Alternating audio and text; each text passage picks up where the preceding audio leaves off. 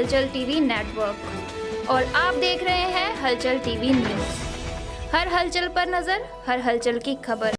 नमस्कार दर्शक मित्रों, हलचल टीवी न्यूज़માં આપનું હાર્દિક સ્વાગત છે। ચારુતર આરોગ્ય મંડળ કરમસદે જયા ફાઉન્ડેશન મુંબઈ સાથે જયા રિહેબિલિટેશન સેન્ટર અને રિસર્ચ ઇન્સ્ટિટ્યૂટની સ્થાપના કરવા માટે એમઓયુ પર હસ્તાક્ષર કર્યા।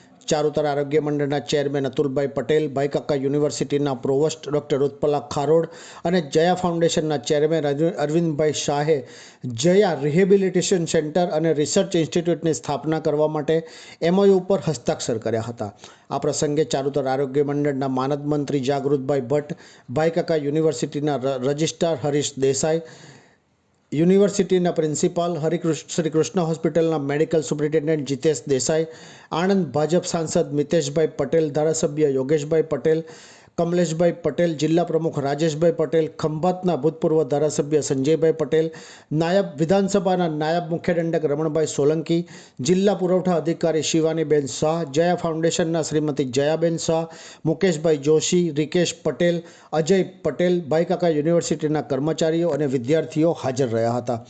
કાર્યક્રમની શરૂઆતમાં મંડળના માનદ મંત્રી જાગૃતભાઈ ભટ્ટે કાર્યક્રમમાં ઉપસ્થિત રહેલ સર્વ મહાનુભાવોનો આભાર માની સ્વાગત પ્રવચન કર્યું હતું। અતુલભાઈ પટેલે જણાવ્યું હતું કે જયા ફાઉન્ડેશન આધુનિક સેન્ટર શરૂ કરવા માટે પ્રથમ તબક્કામાં 15 કરોડનું માતબર દાન પૂરું પાડશે, જેના માટે અરવિંદભાઈ અને જયાબેનના અમે ખૂબ જ આભારી છીએ। આ આધુનિક સેન્ટરનો લાભ ફક્ત ગુજરાતના જ નહીં પણ પડોશી રાજ્યોના દર્દીઓ પણ મેળવી શકશે। ભાઈ કાકા યુનિવર્સિટી સંચાલિત KM પટેલ ઇન્સ્ટિટ્યૂટ ઓફ ફિઝિયોથેરાપીના કોલેજના પ્રિન્સિપાલ ડૉક્ટર હરિહરાએ જણાવ્યું હતું કે આ સેન્ટરની સ્થાપનાનો મુખ્ય ઉદ્દેશ સ્ટ્રોક, કરોડરજ્જુની ઇજાઓ, મગજનો લકવો, હાઇપર એક્ટિવ ડિસઓર્ડર વગેરેના દર્દીઓને વિકલાંગતા ઘટાડવા માટે સારવાર પૂરી પાડવાનો છે। સાથે સાથે વિકલાંગતા ધરાવતા દર્દીઓ સ્વતંત્ર રીતે પોતાની રોજિંદી જિંદગી જીવી શકે તે માટે તેમને શિક્ષણ પૂરું પાડવું તથા વિવિધ મનોરંજન પ્રવૃત્તિમાં ભાગ લેવડાવવો વગેરેનો સમાવેશ થાય છે। આ અત્યાધુનિક સેન્ટરમાં એક જ છત નીચે physiotherapy, occupational therapy, speech therapy, orthotic અને પ્રોથેસ્ટિક ઉપકરણો વગેરે સહિતની વ્યાજબી દરે પુનઃવસનને વિસ્તૃત સંભાળ પૂરી પાડવામાં આવશે। કાર્યક્રમના અંતે ભાઈ કાકા યુનિવર્સિટીના પ્રોવોસ્ટ ડૉક્ટર ઉત્પલા ખારોડે હાજર રહેલ તમામ મહાનુભાવોનો આભાર વ્યક્ત કર્યો હતો। આજે જયા ફાઉન્ડેશન દ્વારા આપણને આ હોસ્પિટલમાં રીહેબ સેન્ટર કરવાનું 15 કરોડનું દાન આપવાનું નક્કી થયું છે અને આ રીહેબ સેન્ટરનું આયોજન માટે આજે આપણે MOU સાઇન કરવાના છે। આ રીહેબ સેન્ટર બધી ટાઈપની જે રિહેબિલિટેશનની રિક્વાયરમેન્ટ છે એ પૂરી પાડશે। અરવિંદભાઈ અને એમના વાઈફ જયાબેન ઓલરેડી બિદડામાં આવું સેન્ટર ચલાવે છે।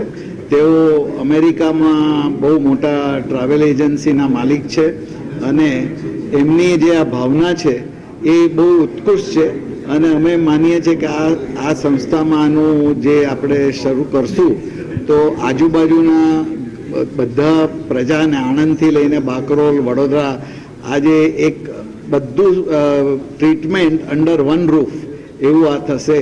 તો અમે બહુ આ કુટુંબના આભારી છે અને હું એમને વિનંતી કરીશ કે આપને 2 શબ્દ કહે।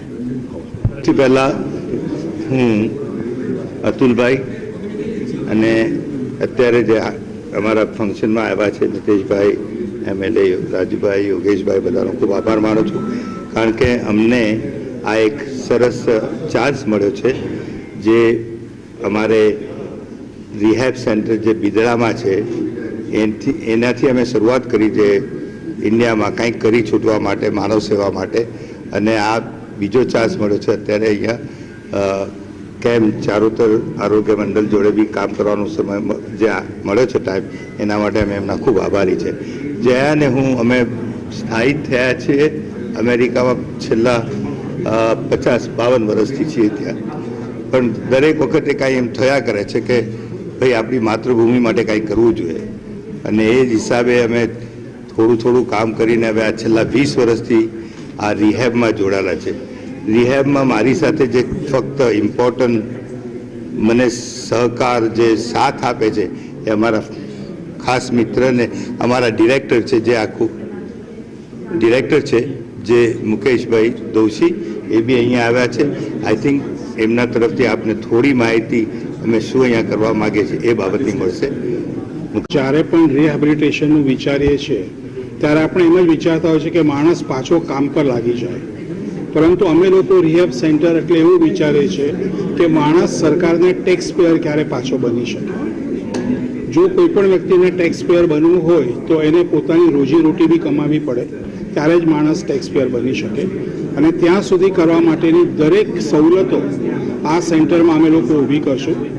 આગળ અમે લોકો કચ્છની અંદર, પાલીતાણામાં અને હવે ત્રીજું ચરોતરની અંદર આખું સંસ્થા ઊભી કરશું, જેથી કરીને આખું ગુજરાત રિહેબની વ્યવસ્થા માટે થઈને માણસ ક્યાંય પણ જઈ અને પોતે પોતાનું પુનર્વસન કરી શકે છે.